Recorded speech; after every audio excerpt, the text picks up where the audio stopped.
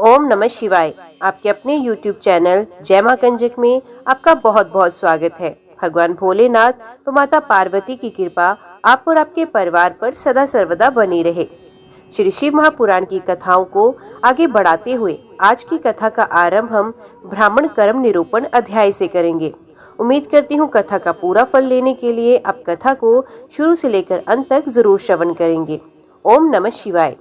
त्रिलोकीनाथ परमेश्वर शिव बोले, हे देवी, 3 बार नहाना, अग्नि कर्म करना, लिंग पूजा, दान, ईश्वर भाव, दया भाव, सत्य संतोष, आसक्ता, अहिंसा, लज्जा, श्रद्धा, पढ़ना और पढ़ाना, उपदेश, ब्रह्मचर्य, श्रवण, तप, क्षमा, शौच आदि वर्ण धर्म है। ब्राह्मणों के लिए क्षमा, शांति, संतोष, सत्य, असत्य, ब्रह्मचर्य, तत्व ज्ञान, वैराग्य, भस्म सेवन, सर्वसंग में निवृत्ति आदि परम आवश्यक है। ब्रह्मचारियों को रात्रि में भोजन नहीं करना चाहिए।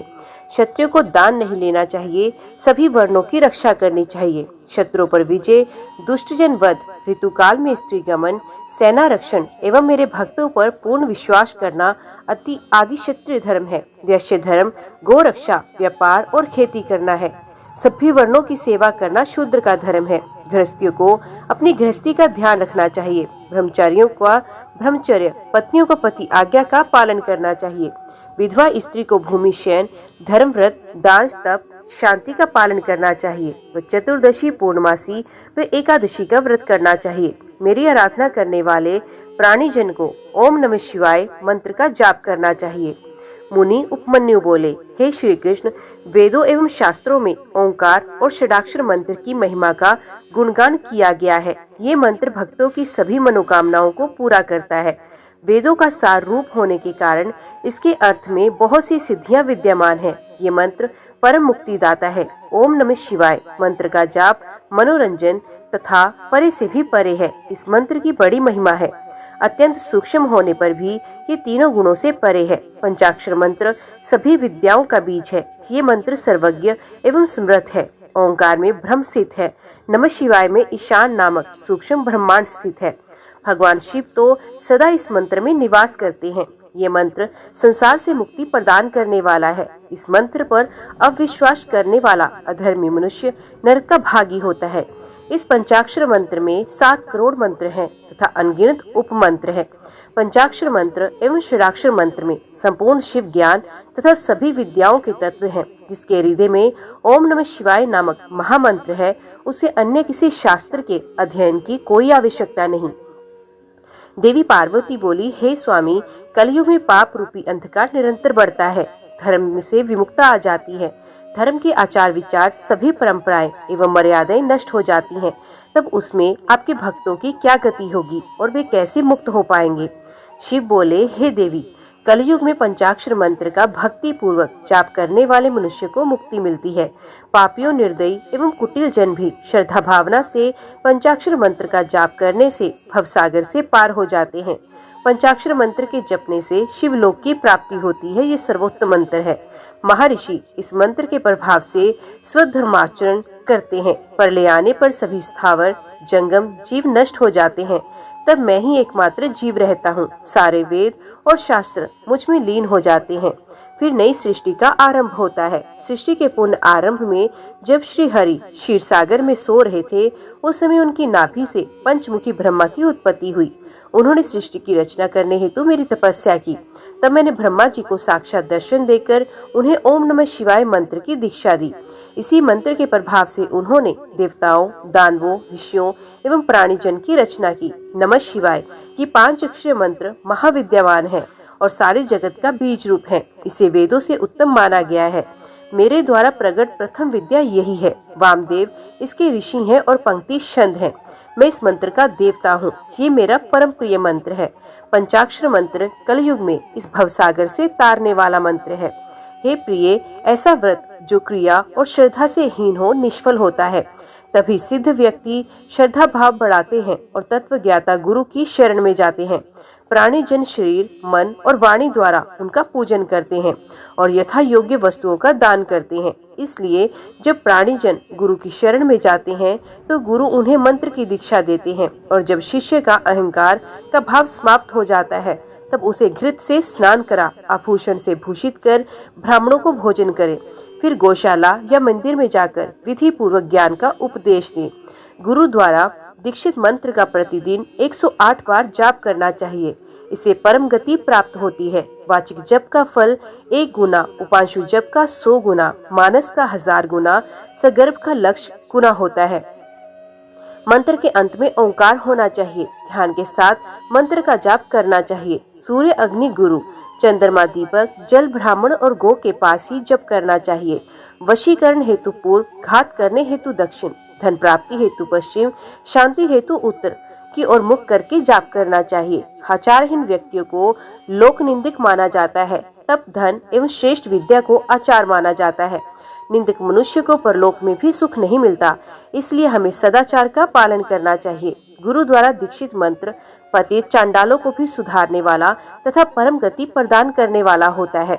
श्री कृष्ण बोले, हे महर्षि, अब आप मुझे शिव संस्कारों के बारे में बताइए।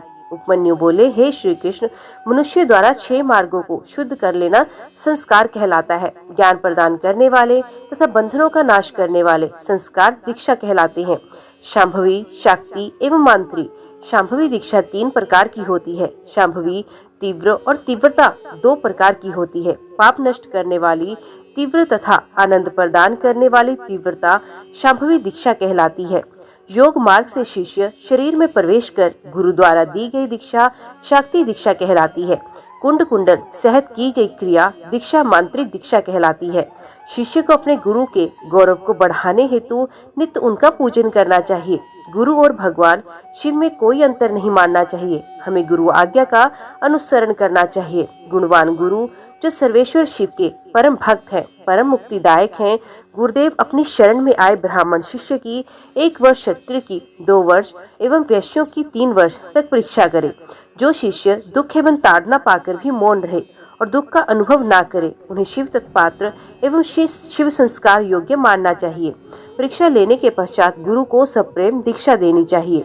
उपमन्यु बोले, हे श्री कृष्ण, समय रहे संस्कार को ग्रहण करते समय सर्वप्रथम शुभ दिन और शुभ समय देखें। भूमि पर शिल्प से मनोहर मंडल की रचना करें, जिसके मध्य में वेदी हो। ईशान कोण से 8 दिशाओं में कुंडल बनाएं। फिर चंदोवा, ध्वजा, पताका, मालाओं से उसे शोभित करें।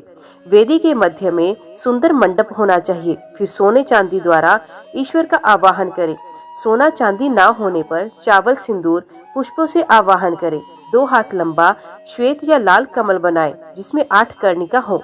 वेदी पर धान, चावल, सरसों, तिल, पुष्प, कुछा बिछाकर कलश की स्थापना करें। कलश में जल भरकर सुगंधित पुष्प, अक्षत, कुशा, ध्रुवा डालें तथा उस पर नया लाल वस्त्र लपेटें। स्वयं आसन ग्रहण करें। मंडल के मध्य में महेश्वर का पूजन करें। फिर भगवान शिव का आवाहन करते हुए कलश का पूजन करें। दक्षिण में शिव जी के अस्त्रों को पूजे तथा मंत्रोच्चारण करते हुए यज्ञ आरंभ करें। शिव अग्नि में प्रधान आचार्य होम करें तथा भगवान शिव से सांसारिक दुखों से मुक्ति दिलाने की प्रार्थना करें। फिर शिष्य शिव जी की 3 बार परिक्रमा करें और दंडवत प्रणाम करें। फिर शिव मंत्र का उच्चारण करते हुए शास्त्रानुसार गुरु शिष्य के शरीर में प्रविष्ट होकर मूल मंत्र के तर्पण में 10 आहुतियां दे। तत्पश्चात शिष्य पुण्य स्नान कर शुद्ध वस्त्र धारण करे, पुण्य कुश के आसन पर बैठे। गुरु शिव नाम जपते हुए शिष्य के शरीर पर भस्म लगाए। फिर शिष्य के कान में शिव मंत्र का उपदेश दे। मंत्र की शिक्षा लेकर शिष्य उस मंत्र का उच्चारण कर शिव जी को प्रणाम करे। तत्पश्चात गुरु शिष्य को अभिमंत्रित रुद्राक्ष व शिव मूर्ति भेंट करे और शिष्य उसे सम्मान पूर्वक ग्रहण करे। हे कृष्ण जी, कला, तत्व, भवन, वर्ण, पद, मंत्र आदि 6 अध्याय हैं। निर्वृत्ति, प्रतिष्ठा, विद्या, शांति और अतीत 5 अध्याय हैं, जो आवृत कहे जाते हैं। पृथ्वी को तत्वाध्वा कहा जाता है। त्रिलोकीनाथ भगवान शिव तो तत्व सहायक हैं, उन्हें तत्वों की गणना करना असंभव है। अभिमंत्रित रुद्राक्ष भेंट करने के बाद गुरु को शिष्य सहित मंडल में जाकर शिव पूजन करना चाहिए। 4 सेर चावलों की खीर बनाकर आधी खीर भगवान शिव को अर्पित कर देनी चाहिए। फिर नकार, मकार आदि 5 कलशों पर 5 वरण धारण कराएं। मध्य में ईशान, पूर्व में पुरुष, दक्षिण में अघोर, पश्चिम में सद्योजात, उत्तर में वामदेव को स्थापित करें। कलशों को प्रोक्षित कर हवन आरंभ करें। फिर आधे खीर को होम कर दें, बाकी को प्रसाद समझकर ग्रहण करें। तर्पण कृत्य कर्म पर पूर्ण आहुति दे। ओम नमः शिवाय से प्रदीपन कर 3 आहुतियां दे। कन्या द्वारा काटे गए सूत को अभिमंत्रित कर शिष्य की शिखा में बांधे और पूजन करें। भगवान शिव का ध्यान और पंचाक्षर मंत्र का जप करते हुए शिष्य रात्रि को सोए और रात्रि में जो स्वप्न दिखे उसे विस्तार पूर्वक अपने गुरु को बताए। हे श्री कृष्ण, तत्पश्चात आचार्य की आज्ञा से स्नान कर नित्य कर्म कर ध्यान लगाकर हाथ जोड़कर वहां से प्रस्थान करे। पुष्प अर्चन और शिव नाम का उच्चारण करते हुए मंडल में जाकर ईशान देव का पूजन करे, अग्नि होम करे। फिर आहुतियां डालकर वागीश्वरी का पूजन कर वागीश को प्रणाम कर मंडल में देवता का पूजन करे। गुरुदेव शिष्य को मंत्रों द्वारा शुद्ध करे। फिर पूर्ण आहुति देकर ब्राह्मण का पूजन करे। 3 आहुतियां डालकर भगवान शिव का स्मरण करे। तत्पश्चात नील रुद्र, वागीश्वरी, तेजस्विनी शिव शक्ति का चिंतन करे। फिर गुरु कैंची का प्रोक्षण कर शिष्य की शिखा छेदन करे। फिर उसे गोबर में स्थापित कर अग्नि में होम कर दे। मंडल में विराजमान भगवान शिव और देवी पार्वती का ध्यान करते हुए उनसे प्रार्थना करते हुए, हे देवादिदेव कृपा निधान, आपकी परम कृपा से ही षड्ध्वज का शोधन हुआ है और इसे अव्यय धाम की प्राप्ति हो। आप नाड़ी संधान के साथ पंचभूतों की शुद्धि करें। फिर 3 आहुतियां डालते हुए अणिमा का निरूपण करें। तत्पश्चात त्रिलोकीनाथ भगवान शिव और देवी जगदम्बा का पूजन कर अपने पुण्य कार्य को सफल करने की प्रार्थना करें। हे श्री कृष्ण, मंडप के मध्य में भगवान शिव का पूजन करके वहाँ कलश की स्थापना करें। फिर हवन करें। हवन करने हेतु शिष्य को सिर खोले हुए मंडप में बैठा दे। उसके पश्चात 100 आहुतियों का हवन करने के बाद सुगंधित पुष्प मिले जल से अभिषेक करें। शिष्य को देवाधिदेव भगवान शिव संबंधी विद्या प्रदान करें। तत्पश्चात शिष्य को साधन करने की रीति बताएं। साधन उपदेश को शिष्य ग्रहण करके गुरुदेव के सामने ही मंत्रों का उच्चारण करे। इस प्रकार विधि विधान से भक्ति पूर्व आराधना पूर्ण करने के पश्चात खीर का प्रसाद अर्पण करें और दंडवत प्रणाम करें। तत्पश्चात आसन पर बैठकर भगवान शिव का स्मरण करते हुए ध्यान लगाकर दीक्षित मंत्र का जाप करना आरंभ कर दें। इस मंत्र के 1 करोड़ अथवा सामर्थ्य अनुसार जप करें। इस प्रकार इस मंत्र का उपदेश देने वाले गुरु और उपदेश पाने वाले शिष्य के लिए इस लोक और परलोक में कुछ भी ऐसा नहीं जिसे प्राप्त ना किया जा सके। हे कृष्ण जी, जब शिष्य दीक्षित मंत्र को साध ले तब उसे पाशुपति व्रत धारण कराए। फिर उसे अभिषेक करने के लिए आसन पर बिठा दे। पंच कलाओं से पूर्ण कलश स्थापित कर भगवान शिव का पूजन करें। मध्य के कलश के जल से शिष्य का अभिषेक करें। फिर देवादिदेव भगवान शिव को सुंदर वस्त्र एवं आभूषणों से सुशोभित कर शिव मंडल में आराधना करनी आरंभ करें। 108 आहुतियां डालकर हवन संपन्न करें। फिर शिव जी की मूर्ति को वहां से उठा ले। शिव घट तथा अग्नि का पूजन और आराधना करें। फिर अश्वशोधन की क्रियाएं पूर्ण करें। भगवान शिव में असीम श्रद्धा और भक्ति भाव रखने वाले और शिव शास्त्रों को जानने वाले विद्वान और ज्ञानी ही शिव मंत्र को दुर्लभ समझते हैं, इसलिए शक्ति संस्कार कर निरूपण करते हैं। श्री कृष्ण बोले, हे महर्षि, अब आप मुझे कर्मकर्ता पुरुषों के नित्य कर्मों के बारे में बताइए। तब मुनिवर उपमन्यु बोले, हे श्री कृष्ण, सत्पुरुषों को प्रातः काल ब्रह्म मुहूर्त में उठना चाहिए। उठकर सर्वप्रथम भगवान शिव और देवी पार्वती का ध्यान करें। अरुण उदय होने पर घर से बाहर शौच से निवृत्त होकर स्नान करें। फिर आचमन कर स्वच्छ वस्त्र धारण करें। 3 मंडलों की रचना कर भगवान शिव के मंत्रों का जाप करना शुरू करें। घुटनों के बल बैठकर शिव जी को प्रणाम करके अर्घ्य दें। अर्घ्य देने के लिए जल में कुश डालें। फिर शरीर पर भस्म धारण करें। मस्तक, छाती और दोनों भुजाओं पर त्रिपुंड धारण करें। तत्पश्चात गले और कानों, हाथों में रुद्राक्ष धारण करें। ब्राह्मणों को सफेद, लाल, पीत रंगीन नए वस्त्र धारण कराएं। वस्त्र धारण करने के बाद पूजा के स्थान पर उत्तर की ओर मुख करके बैठें और हाथ जोड़कर अपने आराध्य देव त्रिलोकीनाथ भगवान शिव का ध्यान करें। ध्यान से उठने पर शिष्य नामाष्टक का पूरा पाठ कर गुरु को श्रद्धावनत होकर प्रणाम करें। उपमन्यु बोले, हे श्री कृष्ण जी, न्यास गृहस्थियों के कर्मानुसार 3 प्रकार का होता है। ब्रह्मचारियों के लिए उत्पत्ति न्यास, सन्यासियों के लिए लय न्यास और गृहस्थियों के लिए स्थित न्यास का विधान है। अंगूठे से लेकर कनिष्ठा उंगली तक स्थित न्यास होता है। लय न्यास वाम अंगुष्ठ से दक्षिण अंगुष्ठ तक है। बिंदु के नकार आदि वर्णों का न्यास करना चाहिए। तल और अनामिका में शिव जी का न्यास करें। 10 दिशाओं में अस्त्र न्यास होना चाहिए। 5 भूतों के स्वामी एवं 5 कलाओं को अपने हृदय के मध्य ब्रह्मरंध्र में धारण करें। पंचाक्षर मंत्र का जाप करें। प्राणवायु को रोककर अस्त्र मुद्राओं से भूत ग्रंथि का छेदन कर सुषुम्ना नाड़ी द्वारा जप करें। फिर वायु द्वारा शरीर शोषण करें। फिर कलाओं का संहार करें। दूध कलाओं का स्पर्श कर अमृत द्वारा सिक्त कर शरीर को उचित स्थान पर स्थापित करें। तत्पश्चात भौतिक शरीर को भस्म द्वारा स्नान कराएं। हृदय में स्थित भगवान शिव का ध्यान करते हुए अमृत वर्षा से विद्यात्मक देह को सींचे। अपने शरीर को शुद्ध करके शिव तत्व प्राप्त कर ईश्वर का पूजन करें। मातृ न्यास, ब्रह्म न्यास, परण न्यास और हंस न्यास करें। हकार हृदय से सकार भ्रुकुटी मध्य में 50 वर्ण रुद्रमार्ग के द्वारा न्यास करें। विक्रमश, अघोर, वामदेव, प्रणाम, हंस न्यास पंचाक्षरी मंत्र का न्यास करें। भगवान शिव का परम भक्त और शिव पूजन और ध्यान करने वाला मनुष्य संसार सागर से पार हो जाता है। इसी के द्वारा मोक्ष की प्राप्ति होती है। कृष्ण जी अंग न्यास आदि कार्यों को पूरा करें। फिर अपने मन द्वारा पूजन सामग्री की कल्पना करें। सामग्री को जुटाकर उससे विधि पूर्वक विघ्न विनाशक श्री गणेश का पूजन करें। दक्षिण तथा उत्तर में क्रमश नंदी एवं सुभद्रा का पूजन करें। कमल के सुंदर और कोमल आसन पर त्रिलोकीनाथ भगवान शिव व देवी पार्वती को उस पर स्थापित करें। शिव पार्वती की स्थापना कमलासन पर करने के बाद भक्ति पूर्वक विधि विधान के अनुसार उनका पूजन करें। पुष्प अर्पित करें, ध्यान करें और भावनाम्य समिधा घृत से परमेश्वर की नाभि में होम करें।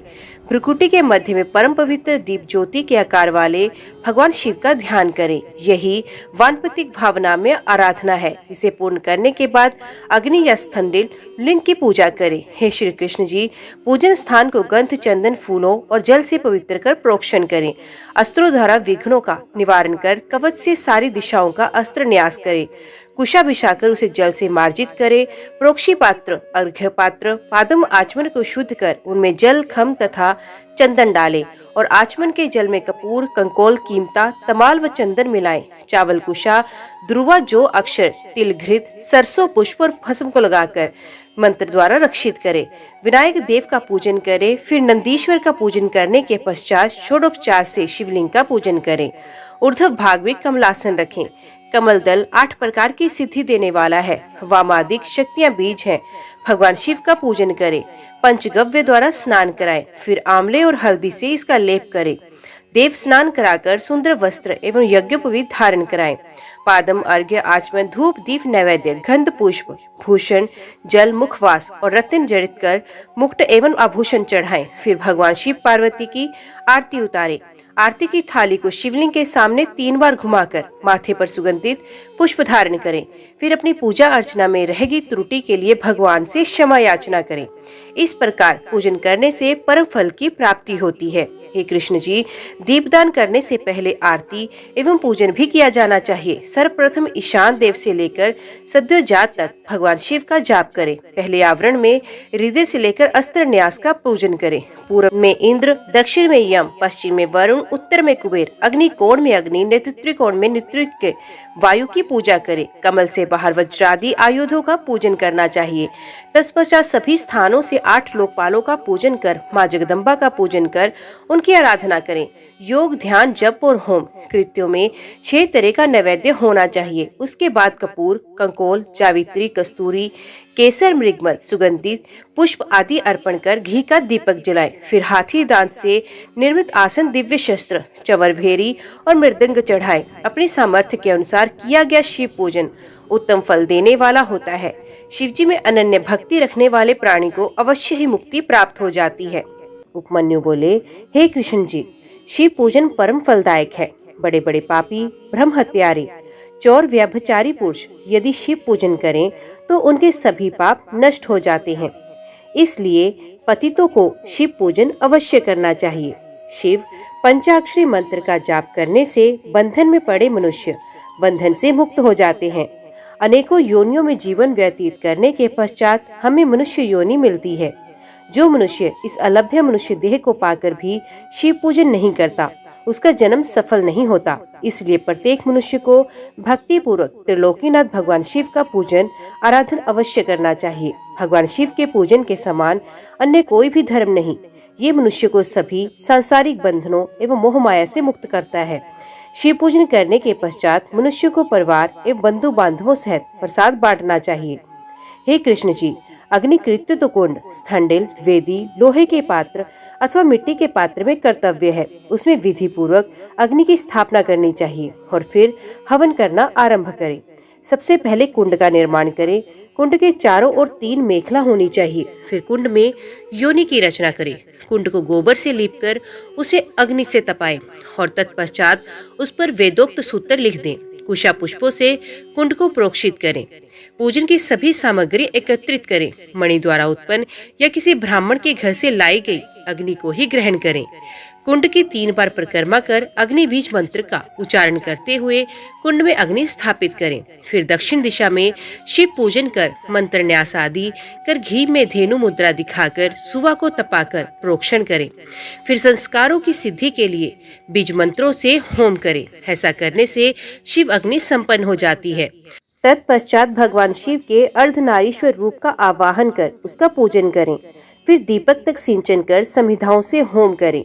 दुर्वा एवं घी की आहुतियां दें। धाल, खील, जौ, सरसों तिल को घी में मिलाकर उससे होम करें। फिर 3 प्रायश्चित आहुतियां दें। बचे घी को एक पुष्प पर रखकर वोष्ठ मंत्र द्वारा हवन करें। विसर्जन कर अग्नि की रक्षा करें। देवों का आवाहन कर उनका पूजन करें। भस्म को मंत्र द्वारा धारण करें। अग्निकृत्य समाप्त होने पर शिव शास्त्र अनुसार बलि कर्म करें। विद्या के सामने गुरु मंडल की रचना करें और उस पर आसन बिछाकर फूल से गुरु पूजन करें। फिर निर्धनों को भोजन कराकर स्वयं भोजन करें। फिर आचमन करें और फिर शिव मंत्र का जाप करते हुए ध्यान करें। हे श्री कृष्ण जी, प्रत्येक माह के दोनों पक्षों की अष्टमी और चतुर्थी के दिन उत्तरायण, संक्रांति, ग्रहण काल में विशेष पूजन करना चाहिए। माघ के महीने में पंचगव्य शोध कर शिव जी को स्नान कराएं और उस जल को पिएं। उस जल को पीने से भ्रम पाप नष्ट होते हैं। पोष माह में पुण्य नक्षत्र में भगवान शिव की आरती करें। माघ में मघा नक्षत्र में कंबल और घी का दान करें। फाल्गुन के उत्तर फाल्गुनी नक्षत्र के दिन बहुत बड़ा उत्सव करें। चित्रा नक्षत्र में चैत्र माह में शिव जी का ढोला उत्सव करें। विशाख के विशाखा नक्षत्र में फूल मंडली उत्सव करें। जेठ महीने के मूल नक्षत्र में शीतल जल का कुंभ दान करें। आषाढ़ के उत्तराषाढ़ा में पवित्र व्रत धारण करें। श्रावण माह के श्रवण नक्षत्र में प्राकृतिक प्रकार के सभी मंडल बनाकर उनका पूजन करें। उत्तरा भाद्रपद नक्षत्र में प्रोक्षण करें। पूर्वाषाढ़ा नक्षत्र में जल क्रीड़ा करें। असोज में खीर खाएं। शतभिजा नक्षत्र में अग्निकर्म करें। कार्तिक में कृतिका नक्षत्र पर सहस्र दीपक जलाकर उनका दीपक दान करें। मृगशिरा महीनों में आद्रा नक्षत्र में स्नान करें। अपने द्वारा किए गए किसी भी बुरे कार्य के लिए भगवान शिव से क्षमा मांगें और बुरे कार्यों के लिए प्रायश्चित करें। इस प्रकार नित्य पूजन करने से इसी जन्म में मोक्ष की प्राप्ति होती है। श्री कृष्ण जी बोले, हे महर्षि, अब आप मुझे शिव धर्म के अधिकारी पुरुषों का कर्तव्य कर्म निरूपण करें। उपमन्यु बोले, हे कृष्ण, कर्म ऐहिक और आयुष्मिक 2 प्रकार के होते हैं, जिनमें आयुष्मिक कर्म क्रियामय, तपोमय, जन्मय, ध्यानमय, सर्वमय आदि कुल 5 प्रकार के होते हैं। इन कर्मों की पूर्णता हेतु हवन, दान और पूजन आदि सब कर्म किए जाते हैं। शक्तिमान पुरुष ही इन कर्मों को सफल करते हैं। भगवान शिव ही अपने भक्तों को आज्ञा और शक्ति प्रदान करने वाले हैं। इसलिए उन्हीं पुरुषों को काम्य कर्म करना चाहिए। ये काम्य कर्म इस लोक और परलोक दोनों में परम फलदायक है। शिव महेश्वर हैं, वे सबके ईश्वर हैं। ज्ञान पूर्वक यज्ञ करने वाले शिव भक्त ही महेश्वर है। इसलिए ही अभ्यंतर कर्म शैव तथा वाह कर्म महेश्वर है। गंध रस वर्ण द्वारा भूमि परीक्षा कर पृथ्वी के पृष्ठ पर पूर्व दिशा की उत्पत्ति करें और मंडल की रचना करें। फिर सर्वेश्वर महेश्वर का पूजन करें। 3 तत्वों से युक्त त्रिलोकीनाथ भगवान शिव की मूर्ति के समक्ष शक्ति का आवाहन करें। तत्पश्चात 5 आवरणों का पूजन शुरू करना चाहिए। हे श्री कृष्ण, सबसे पहले भगवान शिव के दक्षिण में बैठे गणनायक, बाईं ओर कार्तिकेय एवं चारों ओर ईशान से सद्य जात तक पूजन करें। द्वितीय आवरण में पूर्व दिशा की बाईं ओर से शक्ति सूक्ष्म तत्व, पश्चिम में शक्ति, उत्तर दिशा में ईशान कोण का रुद्र सहित पूजन करें।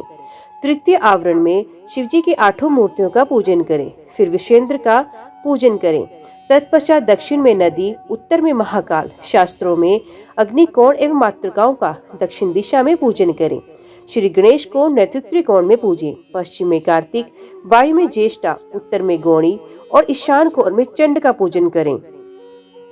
चौथे आवरण में सर्वप्रथम ध्यान करें। फिर पूर्व में भानु, दक्षिण में ब्रह्मा, पश्चिम में रुद्र, उत्तर में श्री हरि विष्णु का पूजन करें। आदित्य, भास्कर, भानु, रवि का पूजन करने के बाद 8 ग्रहों का पूजन करें। 5वें आवरण में देव योनि का पूजन करें।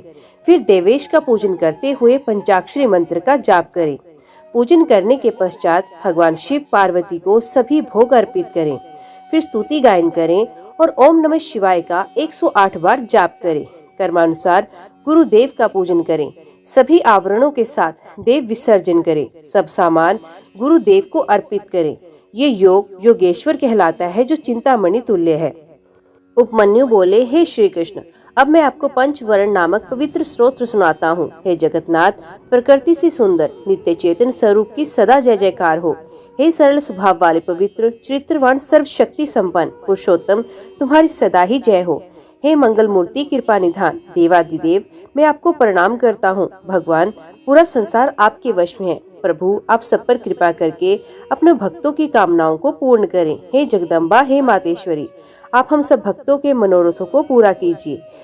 हे गणनायक, हे सकंदेव, आप भगवान शिव की आज्ञा का पालन करने वाले और उनके ज्ञान रूपी अमृत को पीने वाले हैं। भगवान, आप मेरी रक्षा करें। हे 5 कला के स्वामी, आप मेरी अभिलाषा पूरी करें। हे 8 शक्तियों के स्वामी, आप सर्वेश्वर शिव की आज्ञा से हमारी कामनाएं पूर्ण करें। हे 7 लोकों की माता, आप मेरी प्रार्थना स्वीकार करें। हे विघ्न विनाशक, आप हमारे शुभ कार्यों में आने वाली सभी विघ्नों को दूर करें। इस प्रकार ये आवरण स्तोत्र अत्यंत शुभ है। प्रतिदिन इस कीर्तन को श्रवण करने वाला पापों से छूटकर मोक्ष को प्राप्त करता है। हे श्री कृष्ण, सर्वप्रथम प्राणवायु को जीतना चाहिए, क्योंकि इस पर विजय प्राप्त होने से सब वायुओं पर विजय प्राप्त हो जाती है। कर्मानुसार अभ्यास किया गया प्राणायाम सब दोषों को हटा देता है। ये शरीर की भी रक्षा करता है। जब प्राण वायु पर विजय प्राप्त हो जाती है तो विष्ठा, मूत्र, कफ सभी मंद पड़ जाते हैं। श्वास वायु लंबी तथा देर से आने लगती है। हल्कापन, द्रुत गमन, उत्साह, बोलने में चातुर्य, सभी रोगों का विनाश सब प्राणायाम की सिद्धि से पूरे हो जाते हैं। इंद्रियों को वश में करने का नाम प्रत्याहार है, क्योंकि इंद्रियां ही विषयों में संलग्न होती हैं। सभी इंद्रियों के वश में कर लेना ही परम सुखकारी होता है। ये विद्वानों को ज्ञान और वैराग्य प्रदान करता है। अपनी इंद्रियों को वश में कर लेने से आत्मा का उद्धार होता है। अपने हृदय को एकाग्र करना और शिव चरणों में समर्पित कर देना ही सांसारिक बंधनों से मुक्ति प्रदान करता है। मुनिवर उपमन्यु श्री कृष्ण को पारलौकिक विधि के बारे में बताते हैं। ये विधि सर्वोत्तम है। इस त्रिलोक में निवास करने वाले सभी प्राणी इस विधि का आश्रय लेकर अपने पद को प्राप्त करते हैं। सबने अपने पदों के अनुसार सुख, शासन और राज्य को प्राप्त किया। भगवान शिव को श्वेत चंदन के जल से स्नान कराएं। श्वेत कमल से ही उनका पूजन कर हाथ जोड़कर प्रणाम करें। उन्हें कमल के ही आसन पर विराजमान करें। धातु का शिवलिंग बनाकर उसका पूजन करें। बेलपत्रों द्वारा कमल के दाईं ओर बैठे हुए भगवान शिव और देवी पार्वती का पूजन आराधना करें। फिर सुगंधित वस्त्रों से सुरभित करें। मूर्ति के दाईं ओर अंगरू, पश्चिम में मैनसेल, उत्तर में चंदन और पूर्व में हरताल लगाएं। तत्पश्चात भगवान शिव की मूर्ति के चारों ओर गूगल और अगर की धूप दे। फिर उन्हें नए वस्त्र पहनाएं। फिर उन्हें खीर का नैवेद्य अर्पित कर घी का दीपक जलाएं। मंत्रोच्चारण करते हुए शिव जी की परिक्रमा करके हाथ जोड़कर प्रार्थना करें और अपने द्वारा किए गए अपराधों के लिए क्षमा याचना करें। इस प्रकार पूजन करने से मोक्ष की प्राप्ति होती है। मुनि उपमन्यु ने श्री कृष्ण जी से कहा, हे कृष्ण, जितने भी प्रकार की सिद्धियां हैं वे शिवलिंग की स्थापना करने से तत्काल सिद्ध हो जाती हैं। सारा संसार लिंग का ही रूप है, इसलिए इसकी प्रतिष्ठा से सबकी प्रतिष्ठा होती है। ब्रह्मा, विष्णु और रुद्र कोई भी अपने पद पर स्थिर नहीं रह सकते। अब मैं तुम्हें भगवान शिव के लिंग के बारे में बताता हूँ। लिंग 3 गुणों को उत्पन्न करने का कारण है। वे आदि और अंत दोनों से रहित है। इस संसार का मूल प्रकृति है और इसी से चर अचर जगत की उत्पत्ति हुई है। ये शुद्ध, अशुद्ध और शुद्धाशुद्ध आदि से 3 प्रकार का है। सभी देवता और प्राणीजन इसी से उत्पन्न होकर अंत में इसी में लीन हो जाते हैं। इसलिए भगवान शिव को लिंग रूपी मानकर उनका देवी पार्वती सहित पूजन किया जाता है। भगवान शिव और देवी पार्वती की आज्ञा के बिना इस संसार में कुछ नहीं हो सकता। त्रिलोकी के प्रलय काल आने पर जब भयानक प्रलय मची थी, उस समय श्री हरि भगवान विष्णु क्षीर सागर में अथाह जल के बीच शेष शैया में सो गए। तब उनके नाभि कमल से ब्रह्मा जी की उत्पत्ति हुई। शिव जी की माया से मोहित ब्रह्मा जी विष्णु जी के पास जाकर उनसे बोले, तुम कौन हो? ये कहकर उन्होंने निद्रा मगन श्री हरि को झिंझोड़ दिया। तब जाकर श्री हरि ने आश्चर्य से अपने सम्मुख खड़े व्यक्ति को देखकर पूछा, पुत्र तुम कौन हो और यहाँ क्यों आए हो? ये सुनकर ब्रह्मा जी को क्रोध आ गया। तब वे दोनों ही अपने को बड़ा और सृष्टि का रचयिता मानकर आपस में झगड़ने लगे। जल्दी ही बढ़ते बढ़ते बात युद्ध तक पहुंच गई और ब्रह्मा और विष्णु में भयंकर युद्ध हुआ। तब त्रिलोकीनाथ भगवान शिव उस युद्ध को रोकने के लिए दिव्य अग्नि के समान प्रज्वलित लिंग के रूप में उनके बीच में प्रकट हुए। उन्हें देखकर दोनों आश्चर्यचकित हो गए और उनका अभिमान जाता रहा। तब वे उस लिंग के आरंभ और अंत की खोज में निकल पड़े। ब्रह्मा ने हंस का रूप धारण किया और तीव्र गति से ऊपर चले गए।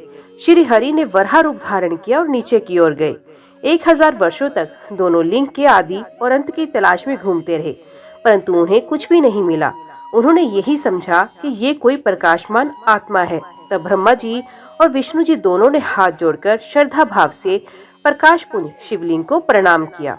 मुनि उपमन्यु बोले, हे वसुदेव, उस समय वहाँ पर ओंकार का नाद होने लगा, परंतु ब्रह्मा और विष्णु दोनों ही उस ब्रह्म ध्वनि को समझ नहीं सके। ओंकार में स्थित अकार, उकार और मकार क्रमश दक्षिण, उत्तर और मध्य भाग में तथा अर्धपात्रा रूपी नादलिंग के मस्तक पर जा पहुंचा। प्रणव अपना रूप बदलकर वेद के रूप में प्रकट हुए। अकार से ऋग्वेद, उकार से यजुर्वेद, मकार से सामवेद और नाद से अथर्ववेद की उत्पत्ति हुई। सर्वप्रथम ऋग्वेद की उत्पत्ति हुई। इसमें रजोगुण से संबंधित विधि मूर्ति थी। सृष्टि लोक तत्वों से पृथ्वी, अव्यय, आत्मा, काल, निर्वृत्ति, 64 कलाएं और ऐश्वर्य आदि विभूतियां ऋग्वेद से प्राप्त हुई। यजुर्वेद से सत्वगुण, अंतरिक्ष और विद्या आदि तत्वों की प्राप्ति हुई। सामवेद से तमोगुणी रुद्र मूर्ति एवं संहारक वस्तुएं उत्पन्न हुई। अथर्ववेद में निगुण आत्मा का वैभव, माहेश्वरी सदाशिव निर्विकार आत्माओं की स्थिति का वर्णन है। नाद मेरी आत्मा है। समस्त विश्व ओंकार के अर्थ का सूचक है। ओंकार शब्द शिव का वाचक है। शिव और प्रणव में कोई अंतर नहीं। संसार के रचनाकर्ता ब्रह्मा, रक्षक विष्णु और संहारक रुद्र हैं। रुद्र ही ब्रह्मा विष्णु को अपने नियंत्रण में रखते हैं।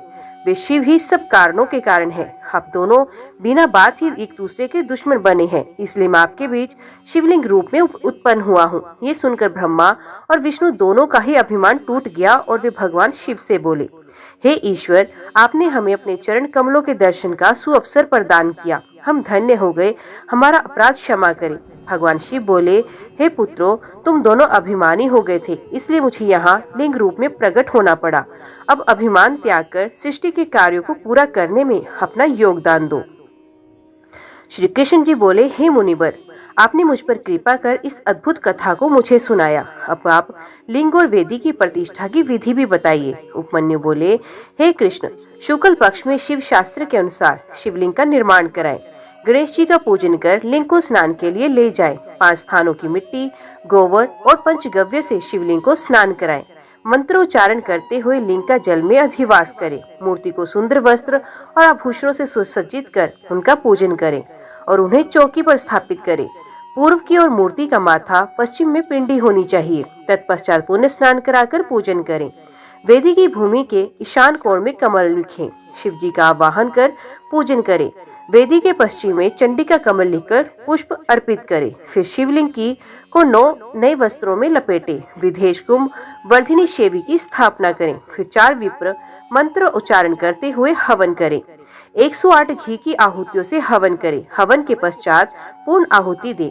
फिर महाभोजन आरंभ करें। 10 कलशों के जल में शिव मंत्र पढ़कर अंगूठे और अनामिका द्वारा मृत्तिका मंत्र जाप करें। फिर उस जल से शिवलिंग का अभिषेक करें। फिर विदेश के घट से अभिषेक करें।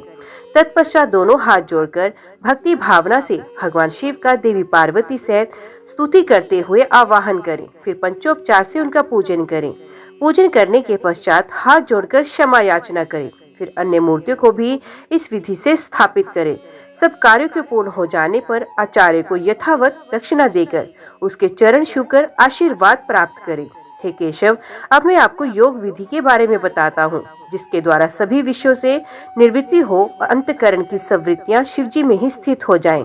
वे परम योग है। योग 5 प्रकार का होता है: मंत्र योग, स्पर्श योग, भाव योग, अभाव योग और महायोग।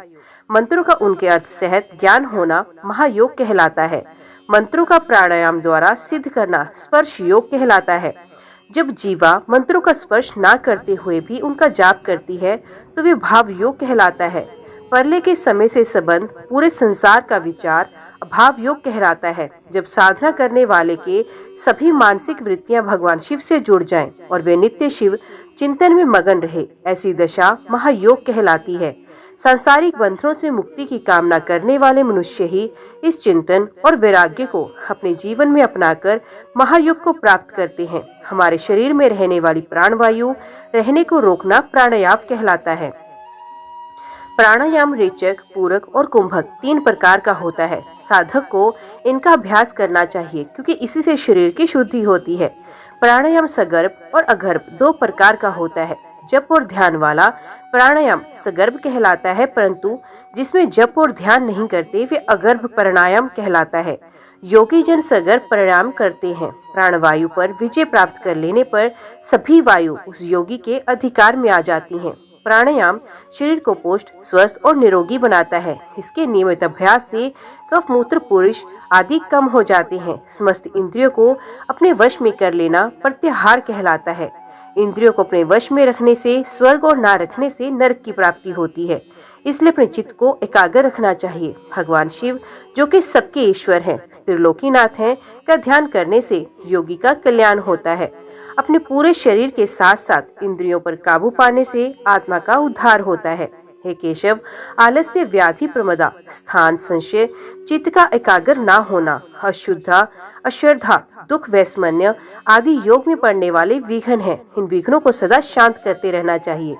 इन सब विघ्नों के शांत होने पर 6 उपसर्ग उत्पन्न होते हैं: प्रतिमा, श्रवण, वार्ता, दर्शन, आस्वादन, वेदना आदि भोग के विषय हैं। यथार्थ ज्ञान प्राप्त हो जाने पर भी वे प्रकट नहीं होता, यही प्रतिमा है।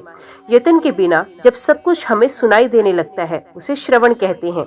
सभी प्राणियों की बात को जानना और समझ लेना वार्ता कहलाता है। बिना कोई कोशिश किए सब कुछ आसानी से दिखाई देने लगे तो उसे दर्शन कहते हैं।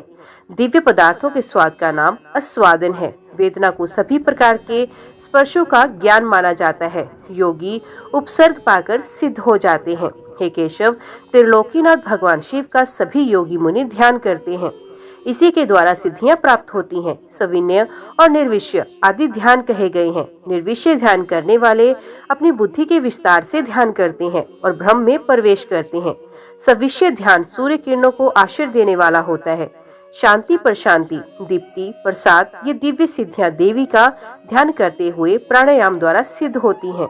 ब्रह्म अभ्यंतर अंधकार का विनाश पर शांति और सभी आपत्तियों का नाश शांति है। ब्रह्म अभ्यंतर प्रकाश का दीप कहा जाता है। जब हमारी बुद्धि शुद्ध हो जाए यही प्रसाद है। बाहर भीतर के सभी कार्य पूर्ण होने पर सब कारण प्रसिद्ध हो जाते हैं। भगवान शिव, जो साक्षात परमेश्वर हैं, का भक्ति पूर्वक ध्यान करने से सभी पाप तत्काल नष्ट हो जाते हैं। बुद्धि का प्रवाह ध्यान एवं स्मरण से होता है। समस्त ऐश्वर्य, अणिमा आदि सिद्धियां एवं मुक्ति भगवान शिव का स्मरण एवं ध्यान करने से मिलती हैं। देवाधिदेव महादेव जी का ध्यान मोक्ष प्रदान करने वाला है। इसलिए ज्ञानी मनुष्यों को शिव ध्यान एवं स्मरण अवश्य करना चाहिए। ज्ञान योग यज्ञों से बढ़कर फल देता है। महायोगी योग सिद्ध कर लोक हित और लोक कल्याण हेतु लोक भ्रमण करते रहते हैं। वे विषय वासना को तुच्छ मानते हैं और सब इच्छाओं को त्याग कर वैराग्य ले लेते हैं। वे शिव शास्त्रों में वर्णित विधि के अनुसार अपनी देह का त्याग करते हैं। इससे उन्हें मुक्ति प्राप्त हो जाती है। भगवान शिव में अगाध भक्ति और श्रद्धा रखने वाले ज्ञानी मनुष्य को इस सांसारिक मोह माया से मुक्ति मिल जाती है और वे जन्म मरण के चक्कर से मुक्त होकर परम शिव धाम को प्राप्त करते हैं।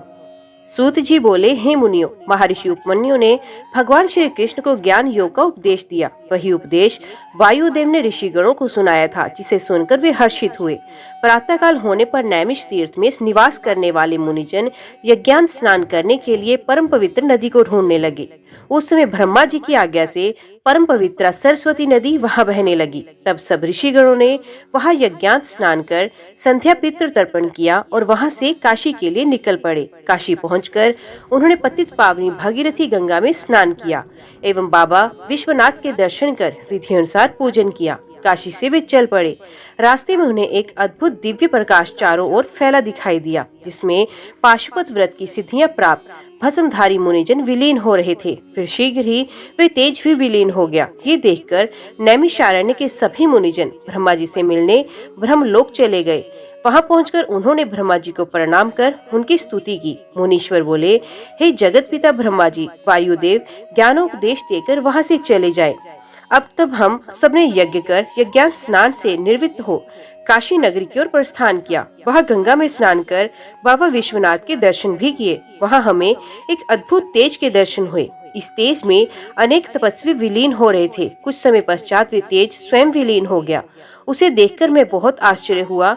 भगवान वे क्या था? ऋषिगणों के प्रश्न सुनकर ब्रह्मा जी बोले, हे ऋषिगणों, आपने बहुत समय ये करके देवाधिदेव भगवान शिव को प्रसन्न किया है। उस दिव्य तेज में प्रवेश करने वाले पाशुपत व्रतधारी मुनि थे।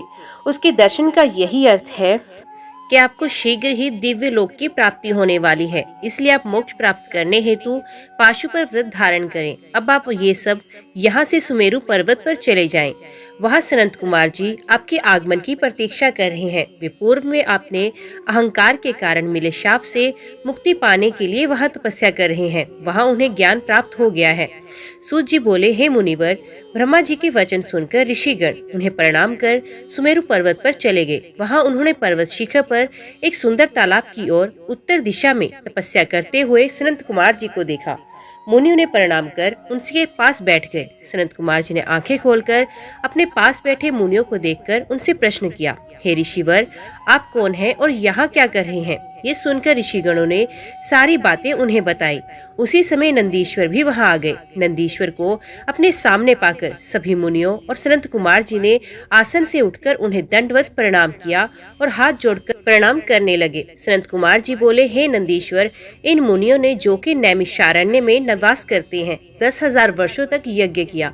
उस महायज्ञ के समाप्त होने पर ब्रह्मा जी ने इन्हें आपकी शरण में भेजा है। आप इनका कल्याण करें और इन्हें दिव्य अद्भुत ज्ञान प्रदान करें। सनत कुमार जी के वचन सुनकर नंदीश्वर ने अपनी कृपा दृष्टि ऋषिगणों पर कर दी। नंदीश्वर ने परम दिव्य शिव तत्व का उपदेश देकर उन्हें दिया। तब उपदेश देकर वे बोले, ये परम ज्ञान धर्म, अर्थ, काम और मोक्ष सभी प्रदान करता है। अब आप मुझे जाने की आज्ञा दे। ये कहकर नंदीश्वर वहां से चले गए। इसके पश्चात सभी ऋषिगण प्रयाग तीर्थ गए और वहां उन्होंने अपना महान योग पूरा किया। योग पूरा होने पर उन्हें ज्ञात हुआ कि कलयुग आ रहा है। ये देखकर वे नैमिषारण्य मुनि काशी में चले गए। वहां मुक्ति की कामना करने हेतु उन्होंने पाशुपत व्रत धारण किया। उनकी सिद्धि सफल हुई और वे शिव पद को प्राप्त हुए। श्री व्यास जी बोले, इस प्रकार ये शिव पुराण पूरा हुआ। इस शिव पुराण को आदर पूर्वक पढ़ने अथवा सुनने से सभी पाप नष्ट होते हैं। इसे प्रथम बार पढ़ने या सुनने से सारे पाप भस्म हो जाते हैं। दोबारा श्रवण से भक्तिहीन को भक्ति व भक्त को भक्ति की समृद्धि प्राप्त होती है। तीसरी बार श्रवण करने से मुक्ति मिलती है। अपनी मनोकामना पूर्ण करने हेतु इसका 5 बार पाठ करना चाहिए। प्राचीन काल में शिव पुराण का 7 बार पाठ कर अनेक राजाओं, ब्राह्मणों और वैश्यों साक्षात शिव दर्शन किए। इस पवित्र ग्रंथ को भक्ति पूर्वक सुनने वाला मनुष्य संसार में सभी सुखों को भोग कर मोक्ष को प्राप्त करता है। शिव पुराण भगवान शिव को बहुत प्रिय है। ये वेदों के समान भोग और मोक्ष देने वाला है। शिव पुराण का पाठ करने वाले मनुष्य पर देवाधिदेव महादेव की सदा कृपा दृष्टि रहती है। वे सदा सबका कल्याण करते हैं। ओम नमः शिवाय। आज की वीडियो में इतना ही। उम्मीद करती हूँ वीडियो आपको पसंद आई होगी। वीडियो पसंद आई हो तो वीडियो को लाइक और चैनल को सब्सक्राइब जरूर कीजिएगा। ओम नमः शिवाय लिखकर कमेंट बॉक्स में अपनी हाजिरी और अपने सुझाव देना ना भूलेगा। तो मिलते हैं अगली वीडियो अगली कथा के साथ। तब तक के लिए देखते व सुनते रहिए। जय मां कंजक, जय माता दी।